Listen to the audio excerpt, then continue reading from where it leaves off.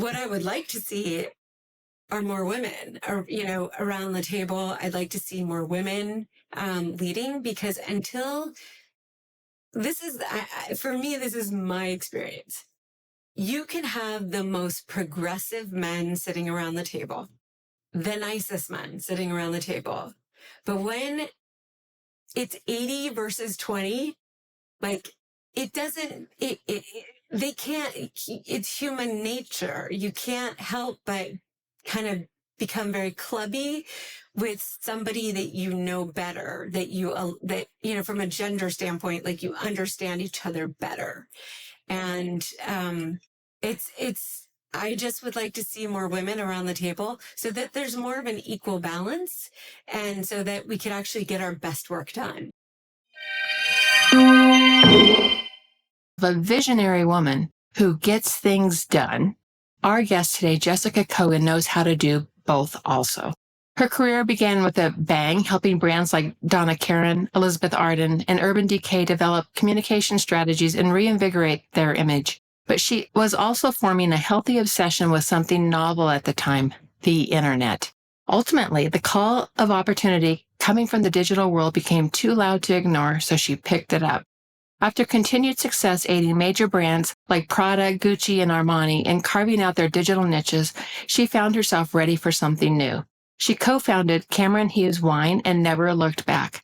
21 years later, it remains a leader in the DTC wine sales, and Jessica, now serving as their Chief Growth and Experience Officer, remains a strategy powerhouse within it and all brands nestled under the Vintage Wine Estates umbrella. I love a good wine and I love a good story. Jessica's got both. Let's meet Jessica Kogan. Well, Jessica, welcome to Extraordinary Women Radio. I am so thrilled to have you join us today. Thank you for having me, Cammie. I'm thrilled to be here. Yes, and your stories are going to be you've come from the world of working with brands like Donna Karan, Elizabeth Arden, Urban Decay, and now you're wine. And I want to hear, what was this journey that got you to this space? A man. Yep. That can do it. That can shift our things in our life, can it? It was both a man, and I wanted to change. I definitely wanted to change. I was so very lucky and also worked extremely hard in the fashion industry and the beauty industry, and was able to rise up pretty fast at a pretty young age. And quite frankly, I have to say, I was a little bit burnt out in my early 30s. And my business partner, Cameron Hughes, also the father of my children, and a wonderful ex-husband, a good story on that front. But, he's from California.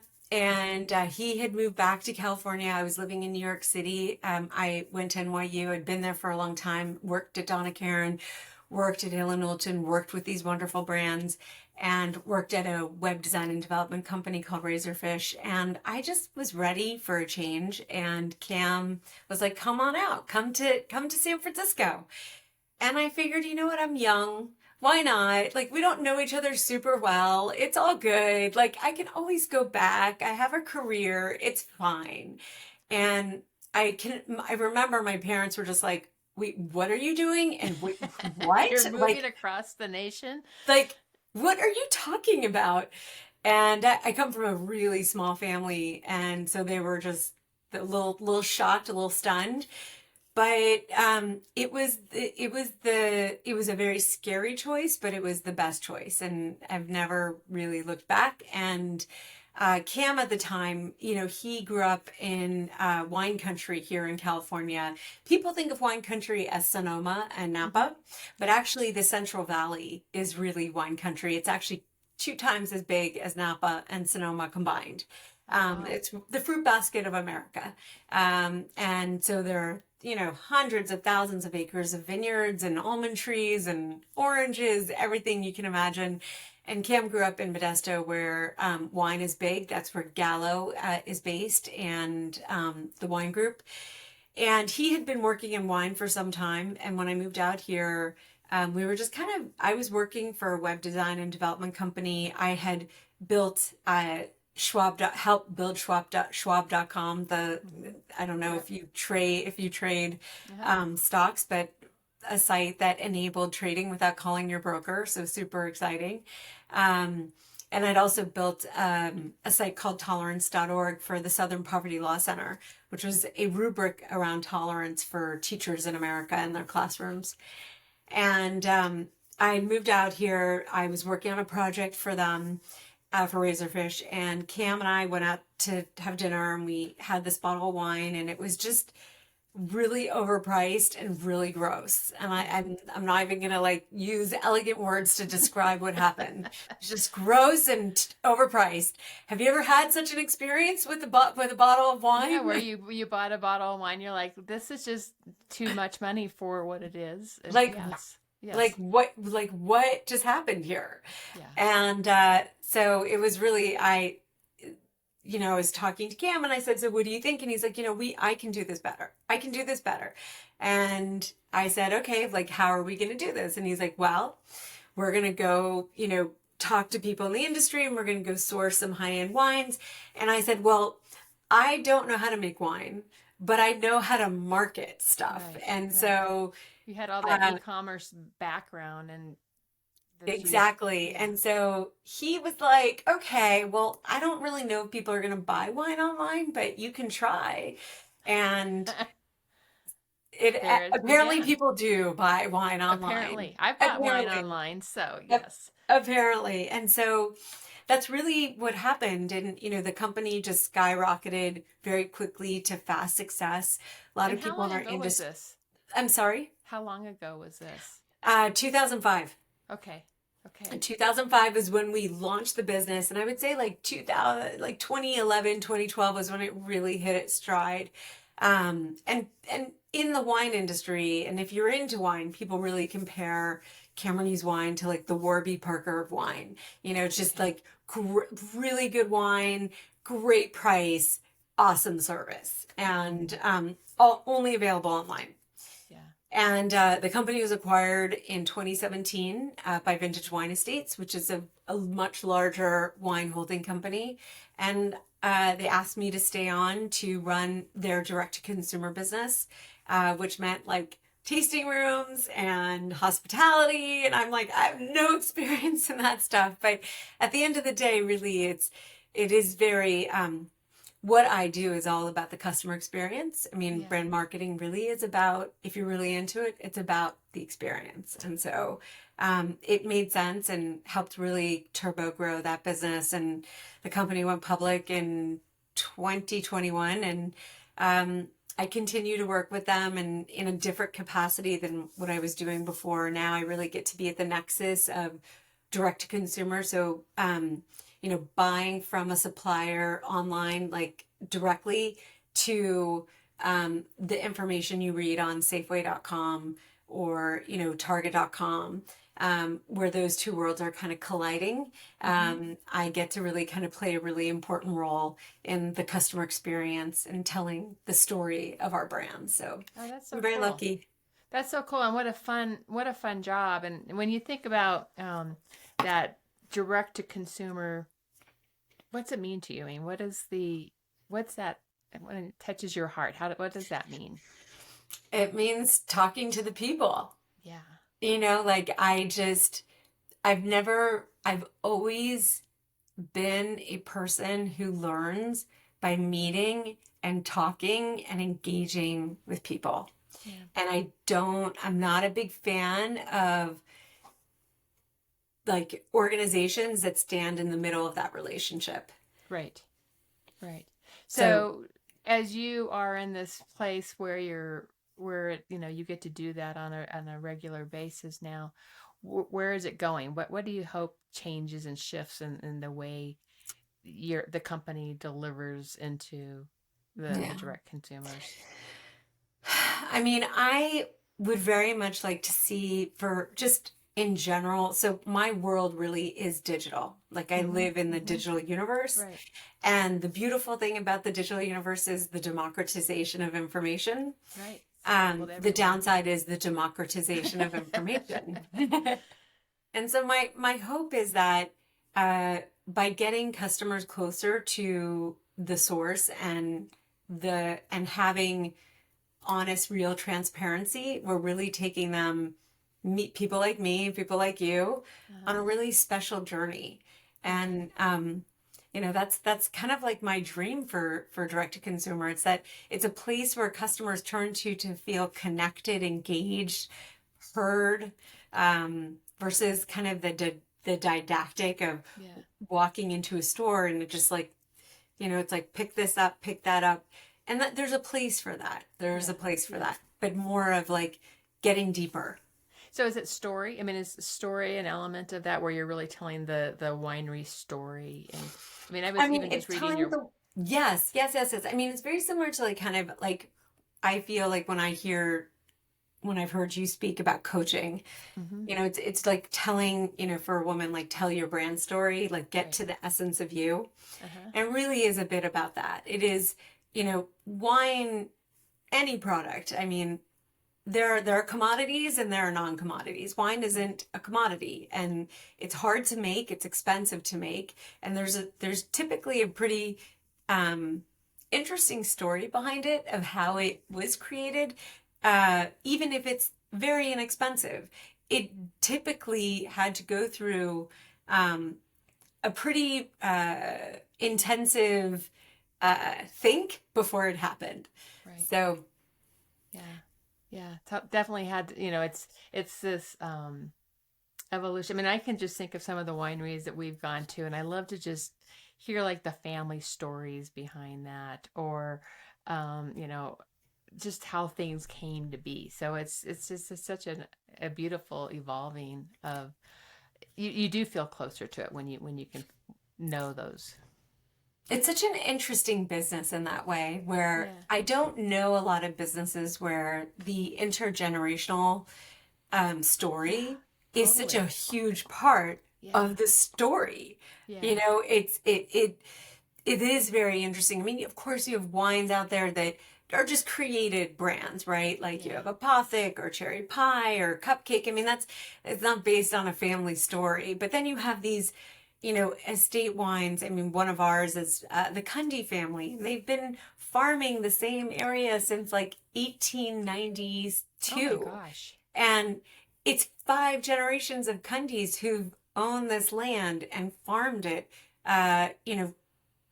growing like incredible, like all kinds of, varietals and making all kinds of wines. And, and each generation's different. Each generation has a different palate. Each generation has a different winemaker in the family who has a different perspective on the world. So it can be really fun. Yeah, that's awesome. That's totally awesome.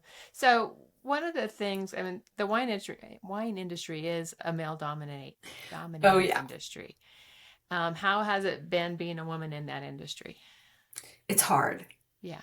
It's hard. I mean, I've been it's interesting. because I feel, Cami, you like to get to the heart of things. I'm going to give you a little something that gets you quickly to the heart of my experience in working with men. And it's a very personal experience. It was actually my ex-husband, who is a very good human being. He's a good person, but he was raised in a very traditional home. And his perspective of women was that even though I had more degrees than him, I had children.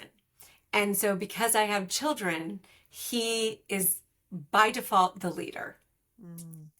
And I think a lot of women come from this type of, when you marry someone, you don't know that after, like, when you have a family together, how you can't imagine like how the person is going to evolve, how people are going to change. And my first interaction with men in a traditional sense, because the wine industry is a very traditional business, was with Cam, and him just not treating me as an equal, just not lifting me up, like the way I was trying to lift him up. Right. And he didn't do it because he was bad or mean or horrible. It's because he had no model, Right. Right. as most men in this particular industry don't have. They just don't. It's a very traditional business. Yeah. Yeah. And so that was that part of the reason the marriage dissolved. I mean, yeah. I mean, Yeah. for me, it was, I have two daughters, Yeah. and I just didn't want to model that type of relationship to my children. And even though it wasn't like a direct thing. It wasn't like fighting or yelling or screaming. It was just like these microaggressions, Right. constant microaggressions. And I'm just like, you're wonderful. You're a great dad. You're a good person. You're a great friend. But we are not on the same We're not wavelength. equal partners here. We're not. This is not a partnership. And and you like doesn't. And it was very difficult to explain to people when we split. They didn't understand because Right. we were so never fighting, nothing. But it really is important, because if you don't have respect within your relationship and feel like you're being lifted up by your partner, Mm-hmm. they don't have to do all the lifting. They just have to like be there with you, supporting Right. you. Right. It's very difficult to walk away from that when everything is super successful. When Right. everybody else And had to thinks it's take a great. lot of courage to say, this isn't working for these reasons for me. Like it's like really honoring yourself first. It is. Yeah. And I mean, then to the wider industry, I mean, I am typically one of two women in a room. Yeah. Wow. And I am very lucky at Vintage Wine Estates. The person I report to is the president, and she's the first female president of a publicly traded company in the wine industry. Ah. So Um, you've got it's expanding here and you're right in the heart of it. I really am. And so I got very lucky, Yeah. and it's been wonderful to work with her. And at the same time, you know, it's just the two of us, like Yeah. literally in meetings. It's all men at the top. Yeah. And you talk about wanting to flip that switch. What's that mean as I far mean, as what I would like to see are more women, or yeah. around the table. I'd like to see more women leading, because Mm-hmm. until this is, for me, this is my experience. You can have the most progressive men sitting around the table, the nicest men sitting around the table, but when it's 80 versus 20, Right. like it doesn't, they can't, it's human nature. You can't help but kind of become very clubby with somebody that you know better, that from a gender standpoint, like you understand each other better. Hmm. And it's I just would like to see more women around the table, so that there's more of an equal balance, Yeah. and so that we could actually get our best work done. Hmm. We were talking about Oregon before we jumped on, and we Yeah. went to there's a wine collaborative called in Carlton in Oregon, and it's like a small winery, where people can bring small batches and create their Mhm. wine. And there was one woman, Venter, is that the right word? Yeah, Venter? then or yeah. Yeah, that was there, and I was like so impressed. I was like, I had to go over and introduce, and I couldn't even tell you what her name was now. But my husband's like, oh my gosh, of course you've got to go over and introduce yourself, because I was just so excited to see a woman that in that space. So, and I think it's leaders like you that can really help shift that up, and like her, because you're inspiration to others. I mean, I think we try, but I mean, what the reality is, having children. Yeah. It's really hard.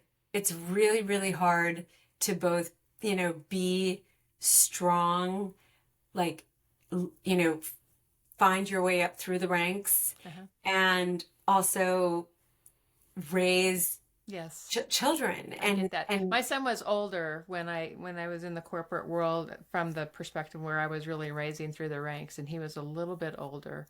He was in high school at that point, and that did help. That I mean, I think of people that have small children, in in the corporate world, and they're trying to raise through the ranks. It is more difficult for sure. Um, and I know a lot of entrepreneurs today that have, small children that are growing their businesses. And so it's an interesting perspective. What did you learn raising two girls through that? it's really hard. Mm-hmm. I would say probably like the what I was saying when my girls were younger was like feminism like has not like it didn't fulfill its mission because Mm-hmm. I'm doing everything. I'm Right. doing everything. Yeah. It's yes, so many we've broken so many glass ceilings, but it's like we haven't addressed like a fundamental problem, which is yeah, like men help more, but they don't. I mean, as we saw with COVID, Right. they don't take on the heavy lift, Mm-hmm. and Mm-hmm. so I feel that there's still a lot to be done, Yeah, I think and there's a lot to be done. I watch my nieces. I have a niece who has two small ones, and she definitely takes on more in her role as mom, as and goes to work in an executive job, and she definitely takes on more in the household. So, um, and the advice I always give to her is give back some of that work, push some of that work off to your husband. Push, and I but and how do you do it? I mean, because then it's like a constant. You're like so. Part of it is like you become like a nag, right? It's hmm like hmm because as a woman, you're just like you want to see certain things taken care of for your children. yeah, It's like almost like an instinct. yeah, And I feel like men don't necessarily have that instinct. They're not yeah, like yeah, must send my kids in clean clothing to school, right? yeah, It's like yeah. there it's just a different like and these are questions that you don't ask like the person that you marry and have children with, like, so how are you going to feel about this moment when the kids are in kindergarten and one pukes all over themselves, like, but you have to get to work because you have a big meeting, like, Yeah. what are you going to Here's your quiz, your pre-marriage quiz. do? Like, what are you going to do?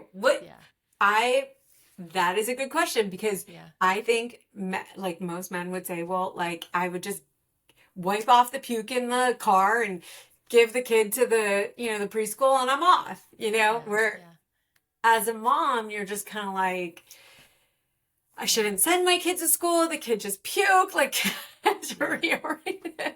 Yeah, there's a lot of stories that go along with that for ourselves that we can really wrap ourselves around. I think that, and part of that, I think, is for me when I think about this is, whether it's entrepreneurs or whether it's executives, I think that we are coming further along and where we can define more flexibility in our. I mean, I can think about.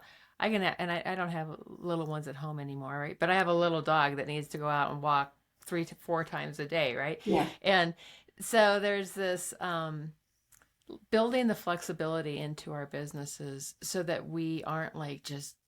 And I talk about time prosperity in our businesses, and whether it's time prosperity as an executive or an entrepreneur, it's this time prosperity around if we don't fill up our calendars with every single moment of every single day with meeting to meeting to meeting, but we actually have space where we can move and um, we can breathe, we Mm. can take care of ourselves in the midst of being able to. I think that's the shift I see happening is this shift in prioritizing ourselves first Mm-hmm. so that we can show up for those around us. And you see it happening?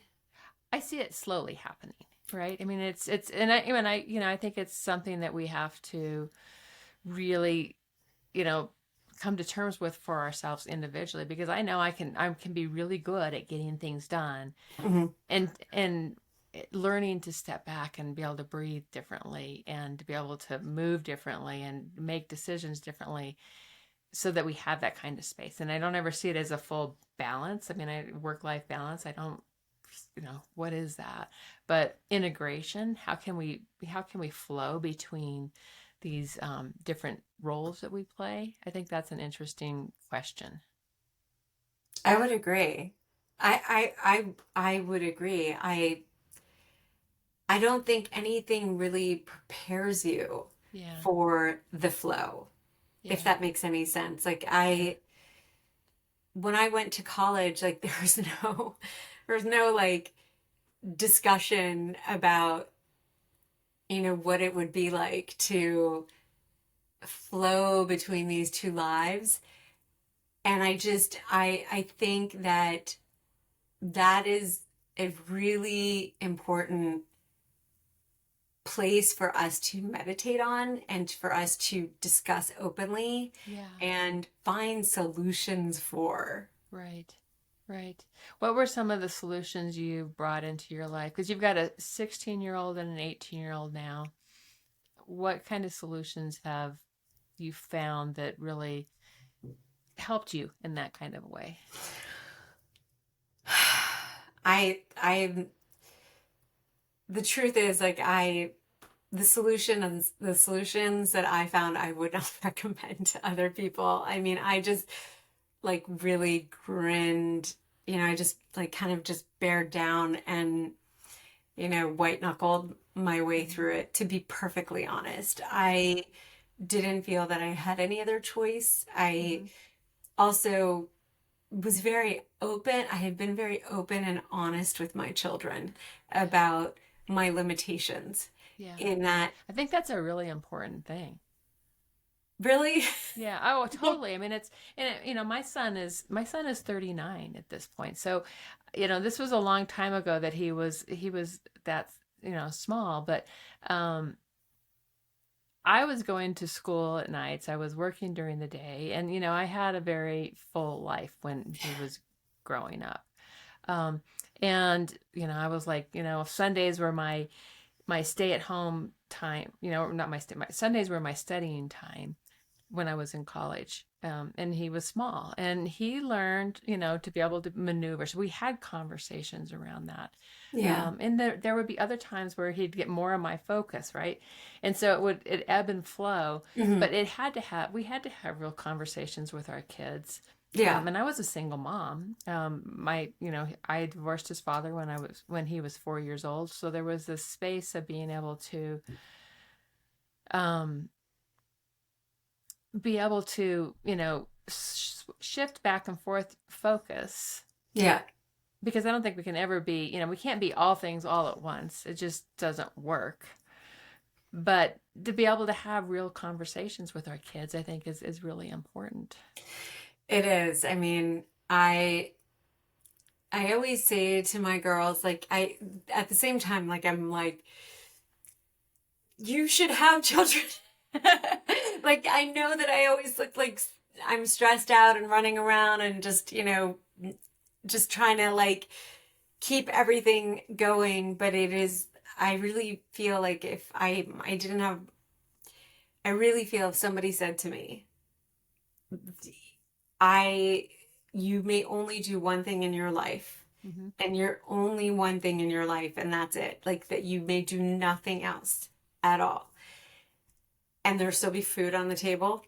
Like, I would pick being a mom, Yeah. because as hard and as humbling and as challenging it can be at times, Yeah. it's the most beautiful. For me, it's been such a beautiful language that I didn't even know existed. Yeah. And I love that you called it humbling, because it is so humbling to be a parent. Oh yeah, it's Yeah. and it prepares. I honestly, people ask me a lot, like, why? Like, I have a team that I work with, they've been with me for some time, and I'm very proud of like my retention with my teams and whatnot. And I always, I am asked often, sometimes when I'm being interviewed or just having discussions with people, like, what is it that you do? Like, what's your leadership style? Mm-hmm. And I always say, like, I just know, like, the most important thing that I can do is, like, empathize and understand where you're coming Yeah. from, and really just key into that we are different people looking at things in different ways, and that my job is to try and guide you down a space. Yeah. And before I had children, I would have said, this is what we're doing, this is how we're doing it, and that's it. Yeah. Well, you just described taking your daughter to college, and it was, where you would have, if you would have been your parents, you would have said, and we were having this in the green room, we were having Yeah. this conversation. Her daughter just is coming to see you in Colorado here. And she says, if it had been my parents, I would have told them where she was going to go to school. But I listened to her, and and it's like we grow up, right? We grow up in a different way. And nobody gives us a manual for being parents. Nobody. And I really do. It's very interesting. I was having a conversation with a friend of mine yesterday about this, and I'm just, freaking out. I'm like, oh, she should do this and not that. And she's like, but you raised her to have the confidence to have this conversation with you. And I'm like, but I still think she's Yeah, no, we can't. It's so interesting. I mean, I totally get it because my son is a very much a free spirit. I mean, he has, been in some really interesting places in the world, and done some interesting things. And I was always like, when is he going to grow up? And there was a point where he got really clear about what he was going to be doing for his career. He's running a company on the coast of Oregon, and he's doing amazing, and I'm so proud of him. But he had to find it in his own time, and I could have never told him, this is the steps you need to take, son, to make your life work. He had to really find his own pathway to that. I Yeah. could have never told him, this is what you're meant to be doing, or how you're meant to, what you should do. Yeah. Because he would have never listened. I mean, he was a rebel child for sure, where he would have been like, oh, hell no, mom.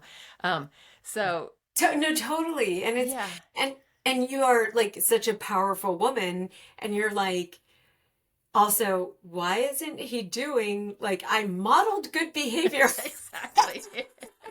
Why Exactly. is he doing What I told him to do. What's wrong with this?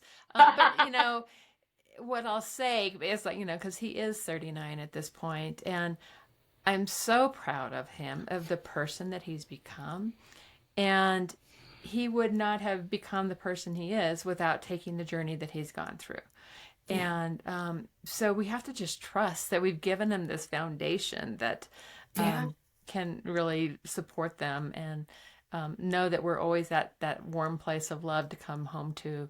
And it can be such a beautiful thing.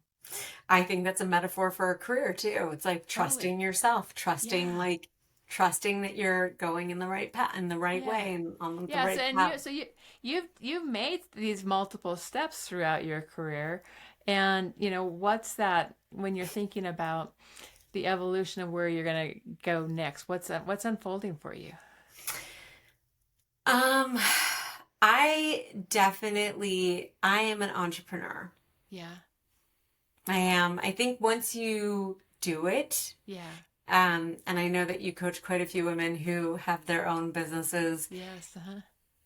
Once you jump into that abyss, you kind of, even It's though in your soul. it is. Yeah. I mean, I can support, I can develop, I can grow other things, but like my heart is always with innovation, and Yeah. innovation doesn't really live in like big houses. It Yeah. lives in a little house that grows into a big house. Yeah. So there's maybe some seeds being planted there. For sure. Like I definitely I love the work that I do right now. I feel Yeah. grateful for it. Yeah. I work with amazing people, but I do have a hunger. It lives inside me to go back into my entrepreneurial roots. What does that look like? I do not know, Yeah. but that is definitely directionally the place that I'm headed towards, especially as I become an empty nester and, Yeah. my kids really need less of me, and gives me the space Mm-hmm. and time to really think about what it is that is my is my calling Yeah. um in the entrepreneurial space. Yeah. Well, that's going to be fun to watch.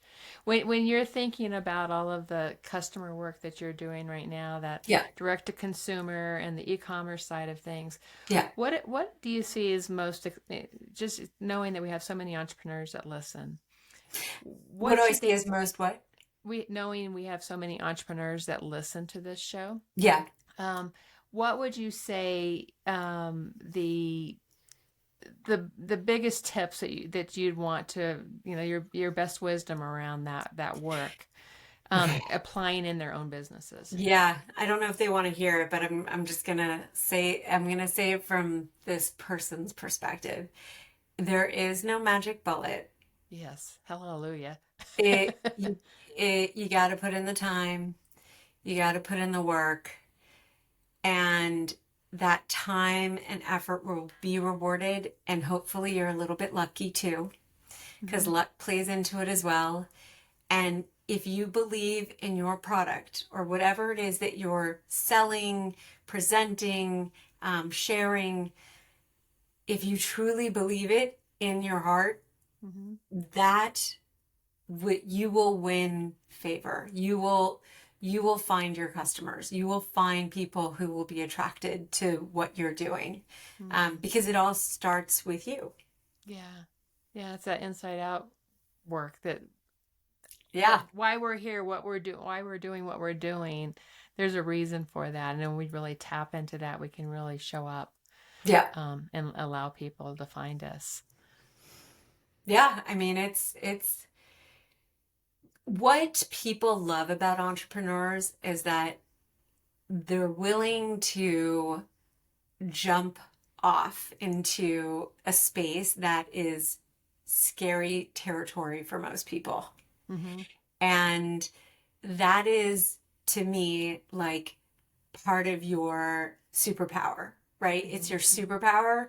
And to not forget that, especially when times get tough, because they do when you're an entrepreneur. You question, you're like, it's not working, people don't like it, this, that. It's messy. It can be really messy for It's so sure. messy. It's so messy. It's so messy. But going back to that place of I'm doing something that most people don't have the tolerance to do. Yeah, And that that's a and that makes really me, good way to look at it. yeah. Because the more we can trust that we're doing something that's brave and courageous, and we're stepping into things that, just as you said, most people don't do, it becomes more expansive. The opportunities really open up with that. It does. And I would just add one little piece into this, which is Yeah. I know in Silicon Valley, they always talk about my last failure is my greatest success and da da Yeah. da. I mean, it, I think Silicon Valley like trivializes it a little bit, Mm-hmm. being that I live around Silicon Valley. It is very important to mess up. Yeah. It is very important that you actually don't do it exactly right, because that's part of the learning. Mm-hmm. And to not let those moments like hold you back and define you, but to lift you up and help you work through the messiness. Right. Right. That's so true. It's um, to really embrace the bumps that we hit, any setbacks that we get, and to be able to reflect, because there's no straight lines through being an entrepreneur, but there is a lot of a journey, like a spiral journey, if you will. That we're having some success, and then something, and it's part of that. But with that, we grow as people. Oh yeah. Not only do we grow as business women, we grow as people, and between the two, being a businesswoman and being a person, that evolution of us that's where the big expansion really takes place. I mean, I don't think that I would have known had I not started a business that my voice counted. Yeah, I was very good at putting other people's voices to the forefront, and I was very comfortable with staying in the background. Me too. And Me too. once we discover though that there's the ripple effect of our voice can bring into the world, the power of our voice can bring into the world, it can be it can transform lives. I completely agree. And I don't think, I mean, I hope through this situation that I'm having with my daughter and she's telling me where she's going to school, blah, blah, blah, that I have raised young girls who hear their voice and see their voice. And because I really didn't hear my voice until and believe in my voice until my mid 40s. That's something I'm really excited about for this younger generation, because I think there's enough of us out there, wanting to lift our daughters and our nieces up, that they see the world through a different lens than we ever did at that age. Yeah, I mean, like I said, my friend was like, "You raised her to tell you what she's gonna do versus you telling her what to do." Yeah. I'm like, I know you're right. You're right, and I hope it does. It just, I always resort back to that place of just like my voice is. I always go back to that place of a girl should just listen to what is being what she's being told, because that's how I was raised. Yeah, that's the one we want to break for sure. That's so good. So good. And And it's good for your friend for calling you out on it. We got to have friends like that, right? yeah, So totally. good. So good. So where can people learn more about you and the wines and all the Sure. good stuff? So they can find me on LinkedIn at Jessica Kogan, and it's Kogan. And the wine company that I work with is vintagewineestates.com. And the company that I founded is called CH as in house wine.com, or Cameron Hughes Wine. And anybody is welcome to reach out to me. I'm pretty responsive on LinkedIn. I don't have a huge Instagram following or anything like that. I really put my most effort into LinkedIn. Yeah, that's a good space So for it's you. really the best place to get me. Yeah, excellent, excellent. And the final question I always close with are, what Yes. are 3 pearls of wisdom you'd like to leave with us today? Oh, 3 pearls of wisdom. Uh,